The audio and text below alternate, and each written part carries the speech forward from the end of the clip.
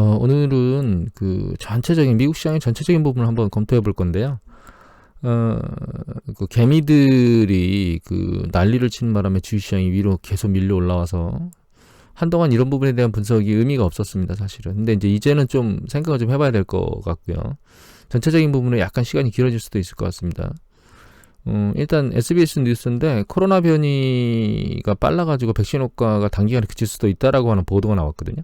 이건 이미 이제 우리가 예전에 얘기를 했었는데 에이즈라든가 혹은 감기와 같은 것들이 RNA 그 변이가 심해서 결과적으로는 그 백신이 없는 거고 그 코로나 역시 RNA 바이러스이기 때문에 그런 문제가 있다라고 하는 것들이 이미 얘기가 나왔잖아요. 그래서 이거는 뭐 이미 나온 거지만 지금 이걸 고른 이유는 이런 것도 이제 시장에 압박으로 작용할 수 있다는 겁니다. 두 번째 기사는 이제 중앙일보 기사인데요. 코로나도 겁난다. 미국인 4천만 명 비급불은 백신 조급 중인데 이건 이제 포드 대통령 재임 당시에 이제 돼지 인플루엔자 독감 관련해서 이제 유행을 그 우려했고 그거 관련해서 이제 백신을 빨리 만들어서 4천만 명한테 투여했다가 부작용이 발생하면서 일어났던 이 기사가 이제 나왔어요. 중앙일보에서 이제 이걸 실었는데 이런 기사들이 나온다는 것이 이제 사실 백신에 대한 어떤 두려움을 사람들한테 미치지 않겠는가라고 하는 그런 느낌, 그런 생각도 있다라고 하는 것들을 제가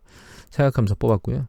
그 다음에 매경신문 같은 경우에는 이게 이게 훨씬 더 중요한데 미국 8개주의 코로나 환자가 최고 수준인데 오하이오는 2차 봉쇄를 고려하고 있다고 그랬어요. 근데 이미 다른 기사에도 보여드렸지만 이거 연합뉴스 기사인데 미국 주지사들이 일단 2차 봉쇄를 경고하고 있는데 여기 보시면 이제 뉴저지 주지사 그 다음에 이제 뉴욕의 그 주지사 역시 봉쇄할 수 있다고 얘기했죠. 근데 이제 전체 봉쇄는 아니더라도 여기 보시면 기업이나 점포 우리가 하고 있는 거죠. 특정 뭐 어떤 상황이 발생하면 거기에 대한 어떤 폐쇄를 하잖아요. 근데 이제 이게 락다운보다는 경제적인 충격이 상대적으로는 적지만 문제는 지금 그 경제적으로 상당히 상태가 취약한 상태에서 이런 일이 계속 발생하면 결과적으로 경제가 제대로 굴러가는데 시간이 오래 걸릴 수밖에 없다는 거죠. 제롬 파월 의장이 그 두려워하는 가장 주된 이유가 여기에 있다고 봅니다, 사실은. 또 한 가지는 이제 연합뉴스 기사인데 여기서 보면 미국의 코로나 대응이 포기한 것 같다. 아예 사실은 대응을 안 하는 것 같다라고 하는 우리의 목소리가 나온다는 겁니다. 이 기사에서 중요하게 생각해야 될 부분이 이건 것 같아요. 네, 보시면 코로나19 대응의 최전선에 나섰어야 될 미국 질병통제센터 CDC가 백악관에 가서로 제약권을 못했다는 거예요. 결과적으로 지금 트럼프는 재선을 위해서 11월 달까지 난리를 칠 거고 11월 달까지 과연 CDC가 대응을 잘 할 수 있겠느냐, 선거가 끝나기 전까지. 그런 관점에서 놓고 보면 그 확산되는 것, 그 코로나 질병이 제2차 경제재개가 확산되는 걸 막을 수 없고 더 속도가 빨라지지 않을까 이런 생각을 합니다, 개인적으로는. 이거는 이제 헤럴드 경제 기사인데요. 이제 미국에 파산 쓰나미가 온다라고 얘기를 하는데, 여기 보시면 이제 밑에 부도의 측명인 Z값을 개발한 에드워드 알트만 뉴욕 스턴 경영대학원 교수인데 부도의 측 모형을 개발했을 정도니까 일단은 뭔가 영향이 있다 이런 뜻이겠죠. 근데 이 내용 중에 중요한 건 이거인 것 같아요. 향후 몇 달 동안 경제가 회복되더라도 파산 쓰나미는 멈추지 못할 거라는 거죠. 뭐 다른 내용도 쭉 읽어보면 중요하지만 저는 이런 생각을 하는 거거든요. 결과적으로 경기 사이클이 확장 국면에서 그 신용이 팽창하게 되고 그게 수축 국면을 거치게 되면 한 개 기업하고 한 개 가게가 파산이 일어나서 정리가 돼야 됩니다. 일정 수준. 그 한 개의 기업과 가게가. 그 정리가 된 이후에 다음번 경기 사이클이 순환되는 거거든요. 근데 지금은 파산이 초입 일부만 됐고 문제가 해결될 거라고 생각한다는 거예요. 어디가? 연준하고 정부에서 하면. 근데 이미 말씀드렸지만 연준은 파산 기업을 어떻게 문제를 해결해 줄 수는 없어요. 단기적으로 뭐 채권 시장이라든가 이런 거에 유동성을 확보해 주거나 아니면 뭐 특별하게 어떤 그 대출과 관련된 거, 특히 중소기업과 관련된 대출에 대해서 뭔가 지원하는 정책이나 이런 것들을 쓸 수는 있지만 궁극적으로 부실한 기업이 파산할 때는 정부가 세금을 이용해서 혹은 그 부채를 이용해가지고 그쪽에 직접 그 지원해주는 방식밖에 없거든요. 근데 파산하는 모든 기업을 다 지원해줄 수 있는 건 아니죠. 불가능하죠. 그렇게는. 정치적 행위이기 때문에 당연히 불가능합니다. 그래서 결과적으로는 일정 수준의 파산은 일어날 거라고 지금 보고 있고 그런 것들이 단순히 쉐일 산업이나 이런 부분의 문제만은 아니라는 거예요. 사실은. 그리고 이제 고용시장 쪽을 한번 쭉 다시 한번 훑어보면 의미하는 바가 있는데, 여기 보시면 이게 일자리 수거든요. 일자리 수가 늘어나다가 사실 작년도부터 약간 줄기 시작했어요. 그러다가 이제 락다운 돼서 확 밑으로 꺼졌거든요. 4월 달에. 근데 이제 4주 이동평균선, 요거는 이제 지속적인 실업성 4주 이동평균선인데, 이건 떨어지는 것처럼 보이지만 실제로 이제 주 단위로 나오는 걸 보면, 신규 실업생 청구 건수는 빠른 속도로 내려오다가 150만 건에서 걸려가지고 속도가 확 준 상태고요. 그 다음에 이제 지속 실업수당 청구 건수는 옆으로 기고 있는 상태인데, 이게 지속적으로 실업성을 청구하는 건수가 2천만 건이 넘는다는 얘기는 굉장히 심각하다는 뜻이죠, 사실은. 실업률에도 그대로 나타나고 있는데, 보시면 이제 4월 실업률이 급등했다가 5월 달에 내려온 것 같지만, 사실 이 통계치는 잘못돼서 16%대 정도로 일 것이다라고 하는 이 얘기는 이미 나왔고, 근데 지속적으로 실업수당을 받는 사람들의 실업률은 지금 떨어지질 않고 옆으로 기고 있습니다, 상황이. 여기 보면 14%라고 나오고 있지만, 실제로는 U6라고 해서 실제 실업률을 보면 21% 정도로 높아요. 이 U6는 앞에 본 실업률 같은 경우는 예를 들면 4주 정도 구직 활동을 안 하면서 구직 단념자가 돼버리면 통계에서 빠지거든요. 근데 이거는 그 내용이 들어가고, 뭐 복학한다거나 아니면 파트타이머 쪽으로 옮긴다거나 이런 쪽으로 해도 이쪽이 다 들어갑니다. 그러니까 미국의 5명, 그러니까 경제활동 인구 중에 10명 중에 5명 중에 1명 정도는 자기가 원하는 수준의 경제활동을 못 하고 있다는 뜻입니다, 현재. 그러면 그 가정은 어떻겠습니까? 심각하죠. 또 한 가지 이제 들여다봐야 될 게 이건데요. 이거는 뭐냐면, 전 산업 중에서 경제적인 이유 때문에 파트타이머를 하고 있는 사람이에요, 지금. 근데 최근에 한 2달 만에 사실은 경기 수축 국면에서 경기 수축 국면 기간 내내 일어나는 글로벌 금융위기 때 일어났던 숫자만큼, 그보다 더 많은 숫자가 단기간에 파트타이머로 넘어갔어요. 파트타이머를 구했다는 뜻입니다. 여기 보시면 2월 달에서 3월 달에 파트타이머가 늘어나고 4월 달에 굉장히 급증했잖아요. 숫자가 얼마나 정도 되는 거냐면 400만 초반대에 있다가 1100만 가까이 육박했으니까 거의 700만 명이 2달 만에 파트타이머를 얻었다는 뜻이거든요.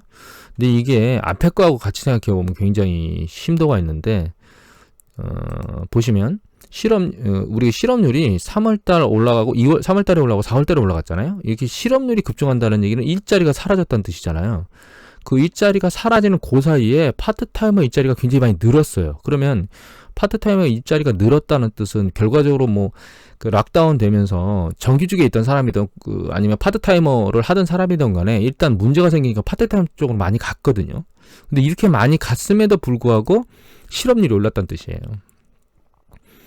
그만큼 고용시장이 안 좋다는 뜻입니다, 결과적으로는. 실제로. 이건 뉴스픽 기사인데 이미 보여드렸죠. 셰일산업이 생명줄 신용한도를 줄줄 줄이고 있다는 거예요. 그러니까 은행이 셰일산업이 파산할 기업들이 파산할 가능성이 높으니까 담보로 잡고 있던 자산의 평가금액을 낮춰버렸어요. 그러니까 그만큼 쓸 여력이 없는 거죠, 돈을. 셰일산업은 파산할 가능성이 높아지는 거죠. 그리고 이건 뉴욕 연준의 가계 대출에 대한 어떤 연체율의 움직임인데, 그나마 잠잠하고 있던 모기지도 올라가고 있거든요. 지금 현재 터닝 됐습니다. 그런데 이게 1분기거든요. 1분기인데 이게 2분기 되면 더 올라가지 않았을까. 여기 보시면 신용카드, 파란색 신용카드는 급격하게 올라가고 있고, 그 다음에 여기 오토론 같은 경우는 추세가 올라간 지 굉장히 오래됐습니다. 근데 예전에 한번 기사에 보여드렸잖아요. 오토론 관련된 상품들이 많이 개발돼가지고 판매됐다는 것. 문제를 야기할 수 있는, 금융시장에서도 문제를 야기할 수 있는 어떤 폭탄이 수면 아래 내려가 있는 것들이 있습니다, 사실은. 또 한 가지는 이거 이미 이제 어파트먼트 리스트에 보면 이거 페이먼트, 그러니까 월세 못 내는 애들이 많았죠. 그래서 거의 30%가량이 6월 달에도 월세를 못 냈죠. 이런 것들을 전부 다 은행에서 보고 있거든요. 이거는 또 뭐냐면 이제 이거 calculatedriskblog.com에 있는 정보인데, 잘 보시면 그러니까 원금 지급 유예하는 거죠, 모기지에. 그 숫자들이 쭉 늘어나서 최근 약간 감소하고 있긴 하지만 굉장히 많은 숫자가 늘어났어요. 450만 넘어 숫자가 늘어났으니까 이런 것들을 은행들이 다 보고 있거든요, 이런 데이터들을. 그러면 결과적으로는 뭐예요? 이거 달라스 연준에서 은행한테 물어본 건데, 부실론이 현재는 얼마나 되고 향후는 어떨 것 같으냐. 그러니까 미래에 훨씬 더 많을 거라는 예측. 그다음에 부실 대출이 나중에 어떤 형에서 발생할 거냐. 모든 형에서 다. 이러니까 결과적으로 은행은 어떻게 하느냐. 대출의 기준을 쪼는 거죠. 미로 올라갔죠. 확 대출의 그 기준을 올려버려요. 그럼 이게 끝이냐? 아닐 겁니다. 좀 더 올라갈 거예요. 이걸 왜 보는 거냐면 이게 자금 병색에 신용시장에 자금 병색에 문제가 생겼어요. 그 자금을 돌려준 데가 은행인데 은행이 대출 안 해주려고 해요. 왜? 잘못 대출했다가 부실이 나면 자기는 충당금 쌓아야 되니까.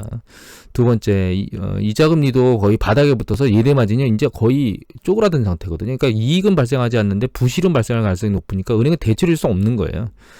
그러니까 1분기에 자금을 채권이나 이런 것들을 대규모 자금을 조달해서 충당금을 대규모로 쌓았죠. 대형 은행 뭐 4-5개가.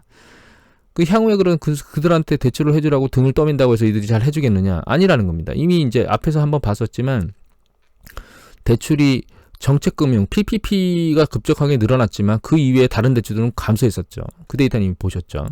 그래서 지금은 신용경색 상태이기 때문에 한계 상황에 있는 기업과 가게가 파산할 가능성이 상당히 높습니다. 지금 앞으로. 추가적으로 이거 이제 S&P 글로벌 기사인데 이미 보셨죠. 리테일 쪽에 있는 애들이 줄줄이 파산하고 있고 그 다음에 앞으로도 파산할 가능성이 높은 애들이 상당히 많아요. 리테일 쪽에서도. 그 리테일이라고 하는 거는 우리가 직접 오픈된 상태에서 가장 먼저 여기 손이 닿는 곳이잖아요. 소비자들이. 그런데도 불구하고 지속적으로 파산되고 있으며 파산할 가능성이 높은 기업이 많다는 건 다른 지역은 다른 영역은 뻔하다는 거죠. 사실은. 지금 전체적인 걸 놓고 보면 주식시장만 계속 쳐다보고 있으면 주식시장이 너무 뜨거워서 반등세가 강하고 한없이 올라온 상태에 전고점을 돌파할 것 같은 그런 아주 강력한 밀고 오름이 있었는데 실제로 그게 락다운이 끝나고 경제가 재개되면 무엇인가 바뀔 것이라고 하는 기대감을 치고 계속 밀고 올라왔거든요. 근데 실제로 락다운 이후에 뭔가 경제 재개하고 뚜껑을 열어보니까 지금 여기는 제가 말씀을 드리지 않았지만 그 소비자 관련돼서 우리가 굉장히 빠른 전년 대비 소비자 증가, 전월 대비 소비자 소비 리테일 세일 쪽이 급등했는데 그 급등한 이유가 우리 재난지원금 준 그것을 받아서 그걸 소진하는 그런 패턴으로 끝났다는 거예요. 그런데 전년 동월비는 플러스를 못 들어갔거든요. 그러면 재난지원금 받은 것만 쓴 정도고 자기가 쥐고 있던 돈조차도 충분하게 소비를 한 거겠느냐? 그건 아니라는 겁니다. 이거는 그들이 돈을 쓰기 싫어서라는 관점도 있지만, 그러니까 향후를 대비하기 위해서 그 충분한 돈을 쓰지 않는다는 관점도 있지만, 사람이 돈이 많다고 해서 무조건 다 돈을 내가 올해 한 500을 쓸 건데, 저기 재난지원금 200 줬으니까 200 더 준 것까지 합해가 700을 쓰겠다. 이런 개념이 아니라는 거죠. 사람은 쓸 수 있는 정도 한도가 있어요. 그래서 계속 뉴스에서 나왔던 보복 소비라는 건 존재하지 않았다는 겁니다. 이번에. 그럼 향후는 어떻게 되겠느냐? 지금 이제 정부에서 60만 원 주는 추가적인 어떤 실업 급여는 안 준다고 지금 얘기를 하고 있죠. 공화당 쪽에서. 일시적으로 주는 것에 대해서는 얘기를 하고 있는데 그건 일시적 행위로 끝날 거고, 두 번째는 거의 3,000달러 가까이 지금 지속적으로 추경을 만들어서 뭔가를 줬는데 요번에 최종적으로 만드는 게 이제 1조 달러 미만으로 낮추겠다고 공화당에서 얘기하고 있죠. 결과적으로 얼마나 만들어질지 모르겠지만 정부하고 연준에서 뭔가 총알을 계속 쏘더라도 경제 시스템을 단번에 들어올리기는 상당히 어려운 상태에 있는데도 불구하고 거기다가 플러스 알파로 코로나라고 하는 문제가 잠잠해지지 않고 좀 더 확산되고 있는 과정까지 거치고 있기 때문에 미국 경제가 단기간에 V자 회복을 할 것이다 라고 하는 부분은 주식시장 투자하는 사람, 밑방향으로 투자하는 사람의 생각일 뿐이지 실제로 그렇게 일어날 수는 없는 경우가 없을 가능성이 상당히 높다는 겁니다. 제 생각으로는. 그리고 또 한 가지 이제 마지막으로 연준에서 계속 뭔가 액션을 취하는 것 같았는데 최근에 보면 매입 자산 규모가 약 줄었거든요. 처음으로 올라가다가. 여기 보시면 계속 올라오다가 매입 자산 규모가 줄었어요.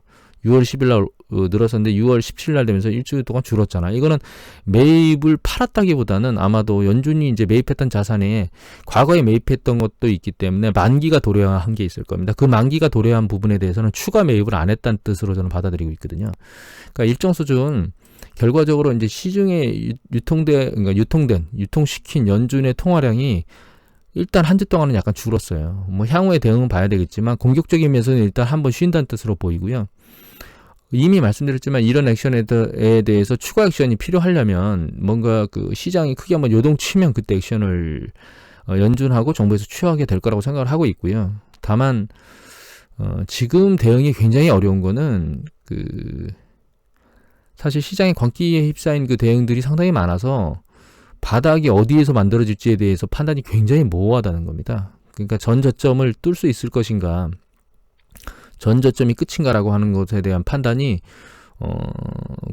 최근의 강도로 놓고 보면, 주식시장이 반등 강도로 놓고 보면 판단이 상당히 쉽지 않은 거고, 그래서 오판을 할 수 있는 가능성도 상당히 있습니다. 그러니까 실제로는 그 밑으로 더 내려가야 된다는 게 제 생각인데, 그렇지 못해서 그 시점에서 그 바닥이라고 인지하고 잘못 투자를 했다가 더 밀려 내려가는 걸 눈으로 볼 수도 있고요. 이미 IT 버블 때 한번 보여드렸잖아요. IT 버블 같은 경우에는 2년하고 한 7개월 정도 시장이 밀려 내려갔거든요.